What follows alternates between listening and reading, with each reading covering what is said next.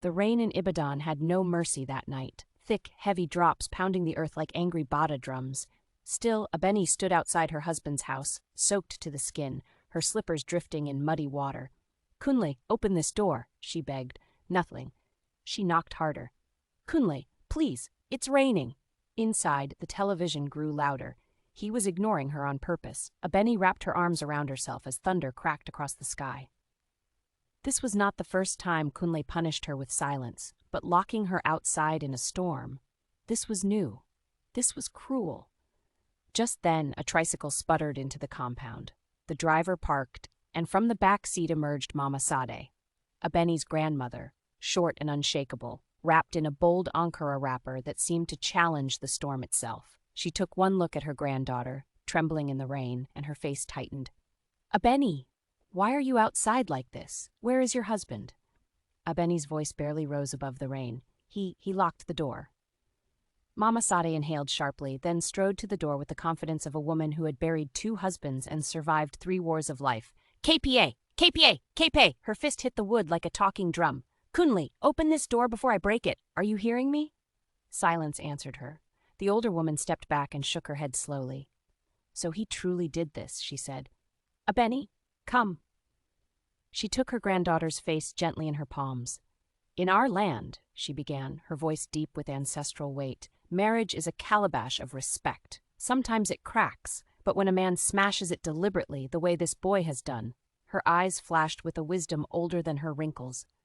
"My child, you destroy it, destroy the humiliation, destroy the fear, destroy the belief that suffering is your duty."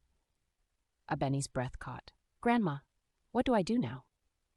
Mama Sade lifted her chin, proud and fierce. "You pack your bag, you follow me. Tonight, before the storm outside becomes the storm inside your spirit." And for the first time in a long time, Abeni felt strength instead of shame. She picked up her small travel bag. She did not knock again. She did not wait for Kunle to explain. She walked away with her grandmother beside her, stepping boldly into a new life. Behind them, the locked door remained closed. But Abeni's future had opened. By the next morning, the rain had cleared, but Kunle's temper was only beginning to gather its own storm. He woke up to silence. No sound of Abeni boiling water for pap, no soft humming as she swept the compound, no scent of her shea butter hair oil drifting through the corridor. Nothing. When he finally remembered the night before, the locking of the door, the shouting, the rain, a faint shadow of guilt crossed his face. But pride quickly buried it. He opened the door. The compound was dry. The air was calm. The spot where Abeni had stood shivering was empty. Kunle frowned.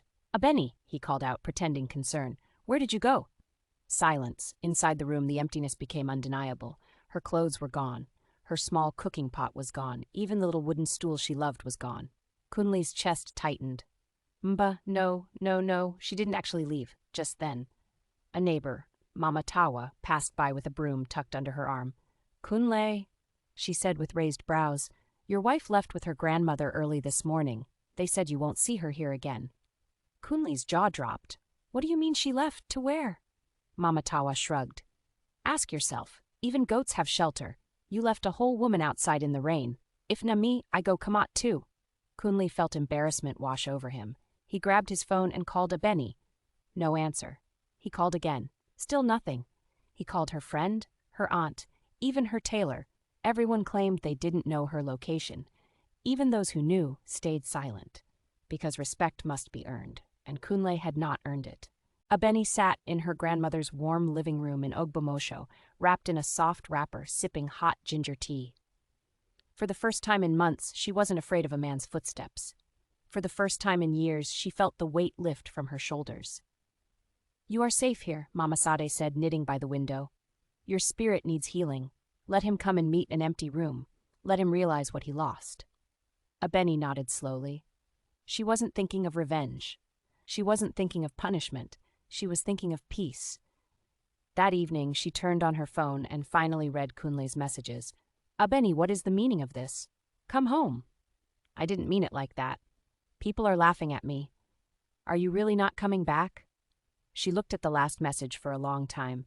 Then she set the phone down, untouched. Healing wasn't a road she could walk while looking over her shoulder. She breathed deeply.